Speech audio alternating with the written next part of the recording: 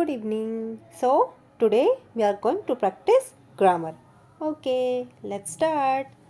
I couldn't sleep in case of being very tired. Okay, तो हमें यहाँ पे इसको रिप्लेस करना है. ओके, किसको रिप्लेस करना है? इन केस ऑफ को. ओके, तो आप बताओ क्या आएगा आपके अकॉर्डिंग? मैं नहीं सो सका in spite of being very tired. किसकी वजह से? बहुत ज़्यादा थका होने की वजह से. Okay, next.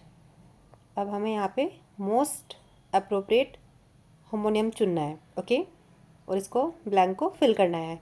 The Hunter dogs followed the hyenas. Okay, तो अब बताओ आप, जो शिकारी कुत्ते हैं होते हैं वो फॉलो करते हैं. क्या फॉलो करते हैं? तो जो हाइना की क्या होती है, महक, सेंट. ओके, तो हम यहाँ पे क्या चुनेंगे? SCENT. ओके, हाइना तो आपको पता ही होगा, लकड़बग्घा को बोलता है. ओके, अब हमें यहाँ पे एरर फाइंड आउट करना है. This happen just exactly 5 years एगो. ओके, तो ये हुआ है 5 साल पहले. ओके, ये तो ठीक है, समझ में आ गया कि जब 5 years एगो आया है तो क्या आई है?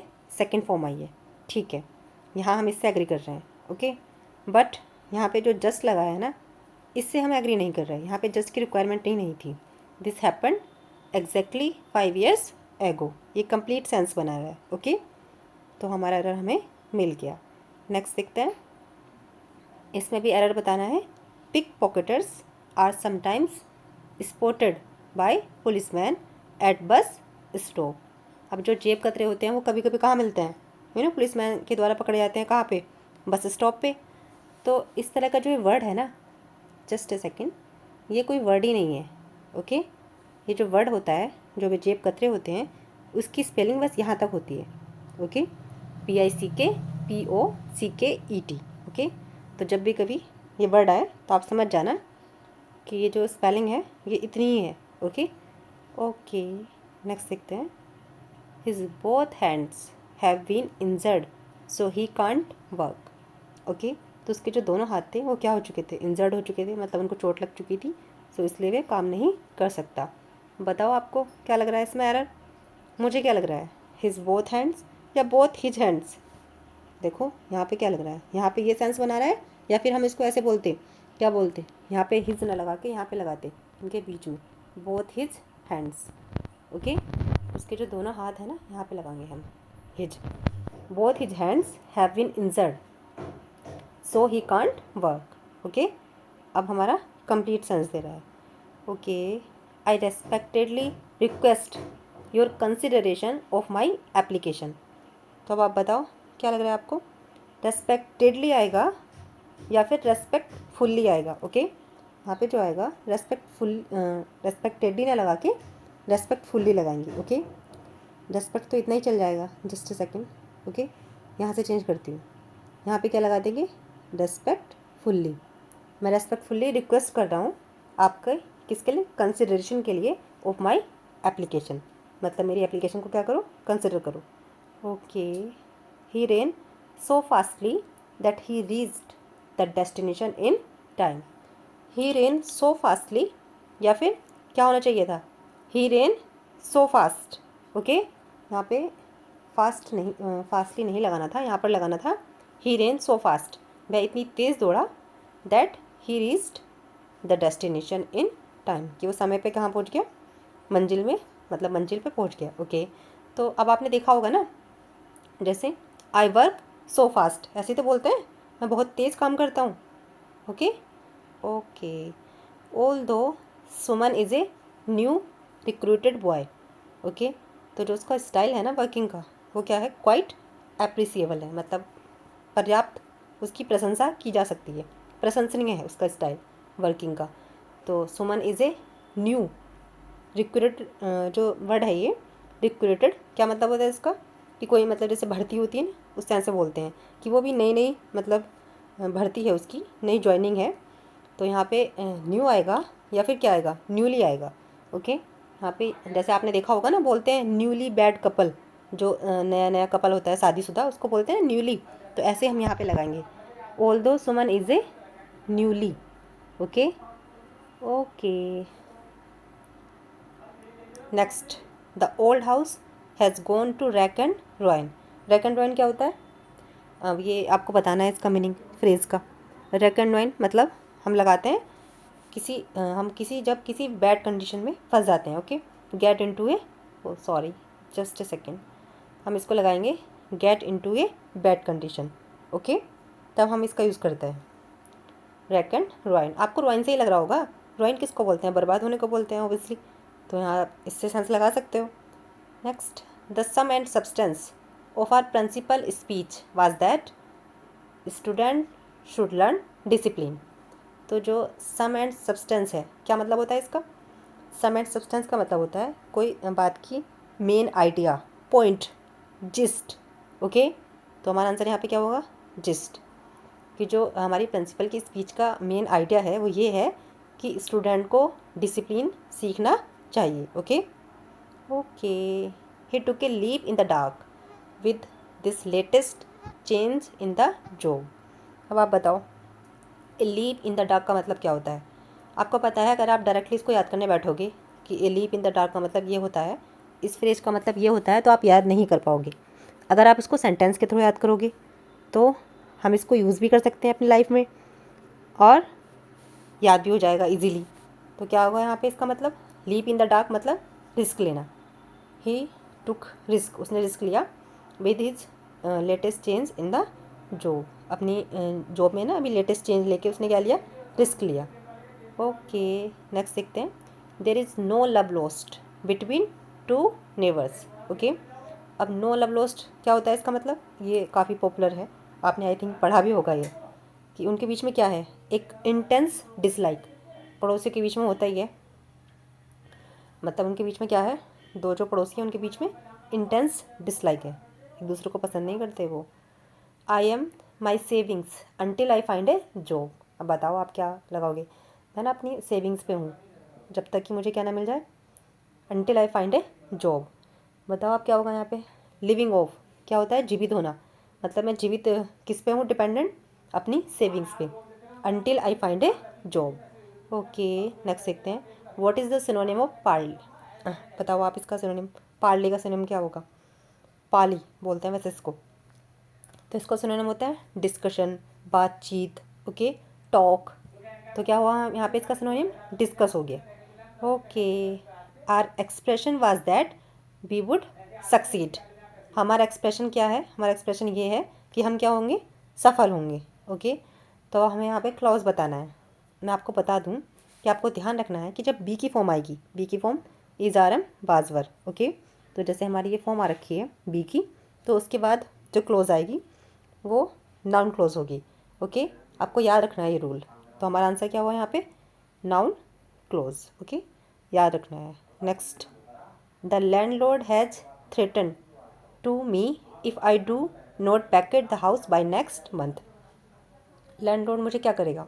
उसने मुझे धमकी दी है, if I do not vacate, अगर मैं खाली नहीं करता घर अगले महीने तक। ओके, तो charge, श्यू, suspend, accuse.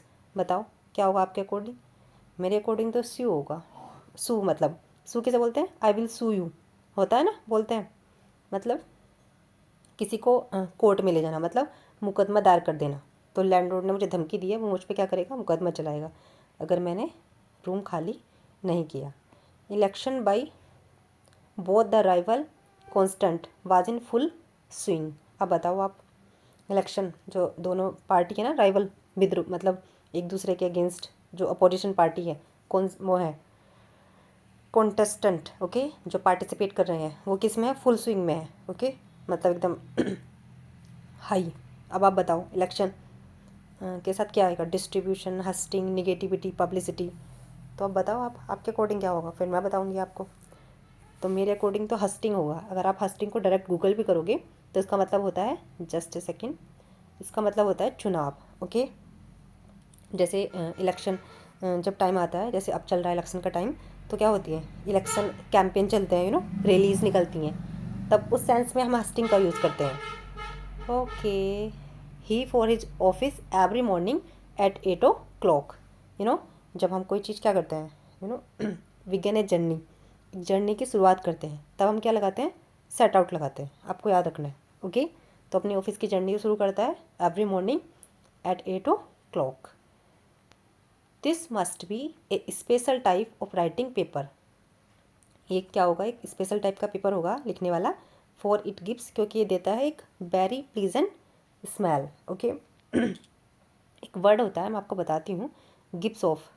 Gives off phrase है. क्या मतलब होता है इसका? To produce something such as a smell. Okay. Heat या फिर लाइट, उस सेंस में यूज करते हैं. तो एक स्पेशल टाइप का है ये राइटिंग पेपर लिखने वाला, क्योंकि ये क्या दे रहा है, एक वेरी प्लीजेंट स्मेल दे रहा है. ओके. आपको याद रखना है. अच्छा, मैं आपको एक एग्जांपल देके बताती हूँ. जैसे the flowers gave of A fragrant perfume. Okay.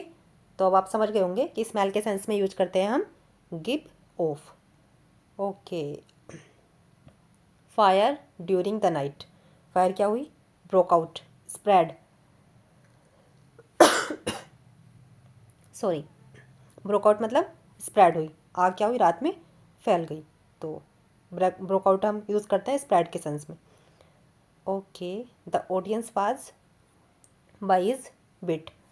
तो ऑडियंस क्या हो गए, होता है ना कैरी अवे, कोई ऐसा मेस्मराइज कर देना, जादू डाल देना. परफॉर्मेंस देखते हैं ना कभी कोई ऐसी, तो ऑडियंस क्या हो गए? मेस्मराइज हो गए बाई हिज बिट, उसकी बुद्धिमत्ता से. Okay. The passenger lost his purse. Passenger ने अपना पर्स खो दिया, यात्री ने अपनी नेग्लिजेंस मतलब लापरवाही से. अब आप बताओ क्या फ्रेज आएगी यहाँ पे? तो उसने अपना पर्स खो दिया. आपके अकॉर्डिंग क्या होगा? मेरे अकॉर्डिंग तो थ्रो है. ओके. तो उसने अपना पर्स खो दिया थ्रो नेग्लिजेंस, अपनी लापरवाही से. ही स्कॉफ्ड द आइडिया ऑफ रिवॉल्यूशन. तो हम यहाँ पे एक नया वर्ड सीखेंगे. स्कॉफ्ड क्या होता है? स्कॉफ्ड का मतलब मजाक उड़ाना. तो उसने जो क्रांति वाला आइडिया था ना, उसका क्या किया? मजाक उड़ाया. और प्रिपोजिशन क्या आएगी यहाँ पे? At. Okay. He scoffed at the idea of revolution. To relax from stress. Stress से रिलैक्स करना इज़ द सेम, ऐसा ही है एज टू. एक वर्ड होता है बिन डाउन. Just a second. क्या होता है बिन डाउन का मतलब? विंड डाउन हम उस सेंस में यूज़ करते हैं जैसे कि हम कोई हार्ड वर्क करके आए हैं पूरे दिन, मतलब कुछ काम किया है हमने हार्ड वर्क, और उसके बाद हम आराम करते हैं, तब हम यूज़ करते हैं विंड डाउन. ओके. तो स्ट्रेस से रिलैक्स लेना is the same as to wind down. Okay. As soon as he got the telegram. जैसे इसको टेलीग्राम मिला, ही इन ए टैक्सी. बताओ आप, जैसे इसको टेलीग्राम मिला वो क्या हुआ? He left in a taxi. Taxi में क्या हुआ? वो चला गया. ओबियसली चला ही जाएगा. They a 100 workers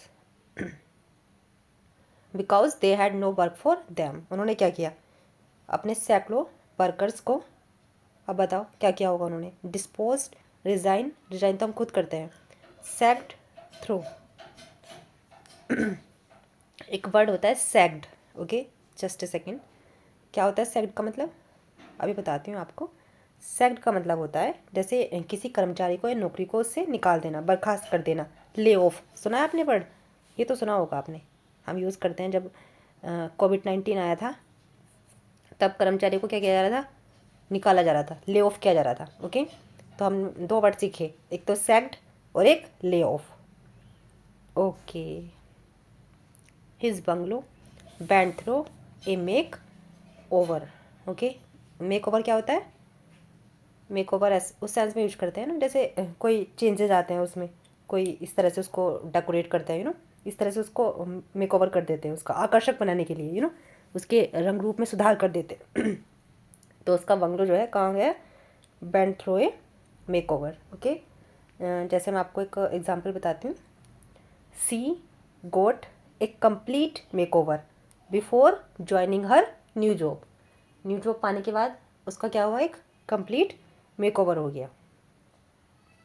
people who don't their money carefully soon come to grieve.